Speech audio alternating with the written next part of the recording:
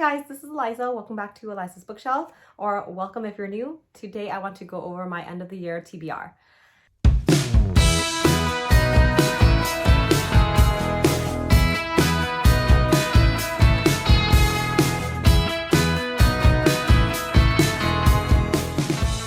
So I saw this tag on Meredith's channel. I will link her channel down below, but basically it's just like the plans for the rest of the year. And I just realized it's the end of October. There's only 2 months left to squeeze in all of my reading. So let's get to this tag.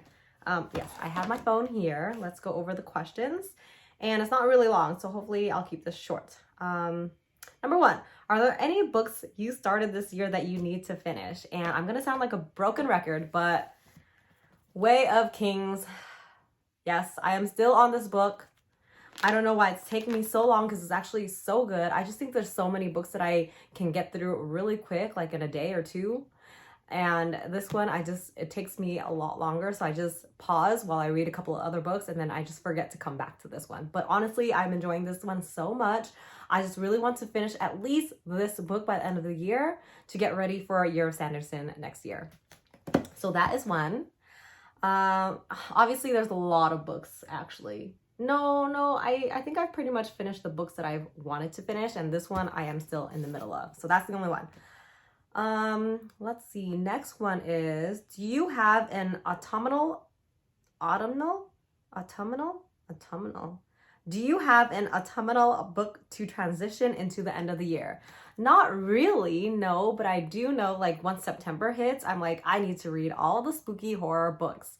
So I usually transition into thriller, mystery, horror books around fall time. And then, I don't know, it's just a free for all. I'm a big mood reader, but I do tend to read like Stephen King books because around this time we watch a lot of Stephen King movies like It, Pet Sematary, things like that. Gerald's Game is really creepy, so I tend to read a lot of his books because I go around to it. Anyways, I saw this book, If It Bleeds by Stephen King, on my bookshelves that I haven't read yet, and I think I really want to get into it. There's some characters in here that is carried over from the Outsider book. I don't know if it's called The Outsiders or The Outsider, but basically we have some of those characters in this book too, but I don't think you need to read them all in a, back to back. I don't think you need to read that one to know this one. It's just that this old detective from the other book sends this new guy, Detective Ralph Anderson, like a letter that says, I have done the best I can, Ralph, but it may not be enough.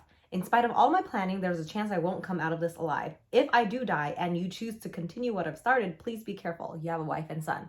So I think this new guy or this detective is getting like leftover mystery from this other detective. If my memory is right. But I remember not picking this up back then because I was like, oh, okay, it's just like a continuation of The Outsider, and I kind of needed a break from that storyline, but I actually think this is its own story. So that is something I want to read, actually. What is the next question here? Is there a new release you're still waiting for? Yes. By the time I upload this video, I think Colin Hoover's It Starts With Us is already going to be out. So I'm going to say A Light in the Flame by Jennifer L. Armentrout. So that one comes out in November. I am super excited. I don't know why I am anticipating it so much because I still haven't caught up in the series.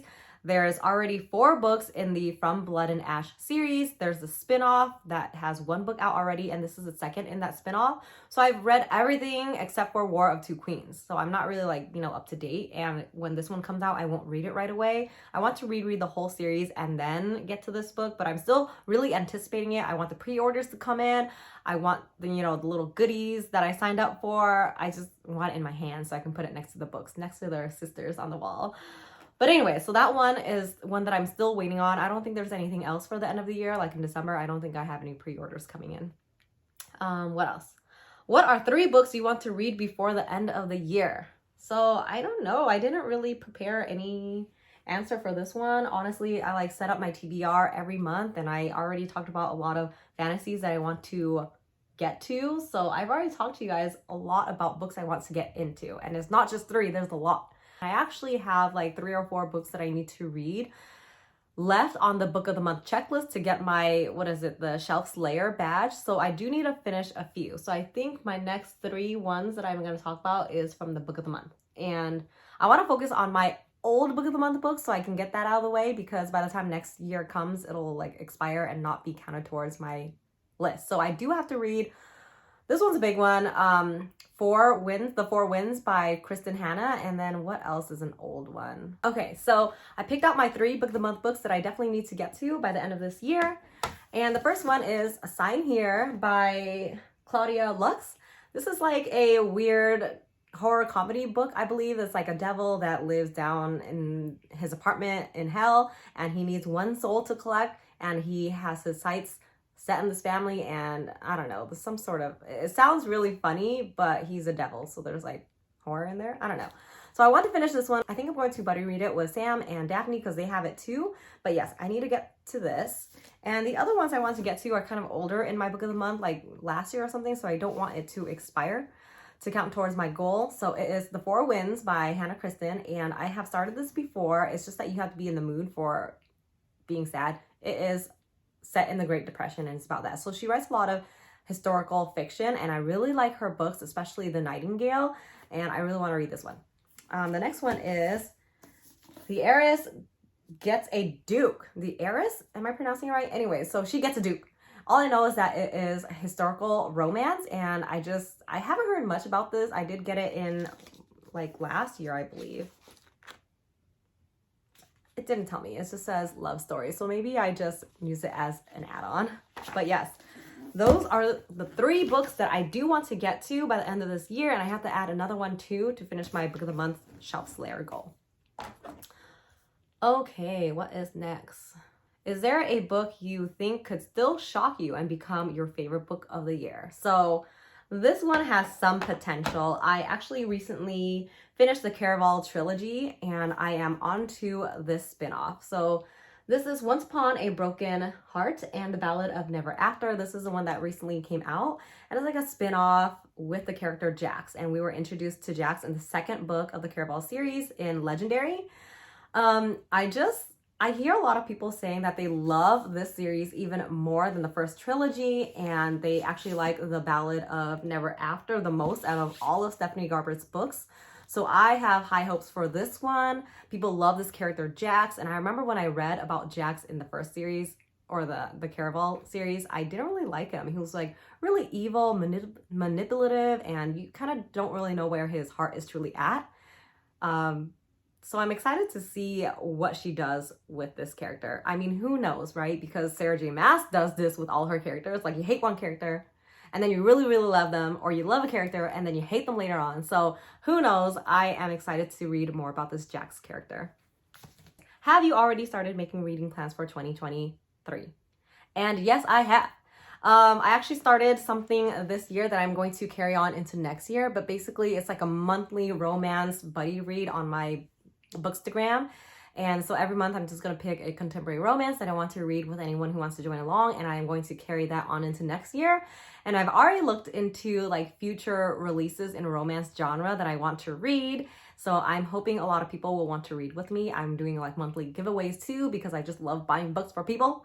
So that is one. And the other thing that I'm really excited about is this like bookathon or readathon that I'm planning with my friends, you know, Sam, Daphne, Kaylee, the usual people. But it's basically a type of backlist bookathon that we want to try to make a spin on, because we have a lot of books that we have not read yet. And oh, look, I pulled some books off my shelf. Anyways, so we have a lot of books that we want to get to, and we just keep buying more and more, but I want to focus on the books that we have. And so we were planning a readathon. Hopefully it'll come out sometime later this year, or like the announcement will come out later this year or next year. We actually don't know when it's going to come out, but keep an ear out for that. 5 books that I want to read in 2022. So most of this is romance, because there are a lot of books that are releasing next year, but I have like, I take note of the romance ones that I really want to get into, like my auto-buy authors. We have Christina Lauren. They're coming out with a book too. I actually forgot what it was called, like Some Love Experiment or something. And then we have Abby Jimenez, Yours Truly. We have Emily Henry's Happy Place. We have Amy Leah's X's and O's. I really want to get to that one because I loved her first book. And then finally, we have the Ashfire King. That comes out November 2023, so it's a long wait for that one. But those are 5 books that I want to read next year. So I'm so excited. I hope you enjoyed my end of the year TBR tag. Thank you, Meredith, for showing us your video. But yeah, I'm excited to see what you guys are planning to read for the rest of the year because we only have 2 months left. It's crunch time. Thank you so much for watching again, you guys. I'll see you guys next time. Bye.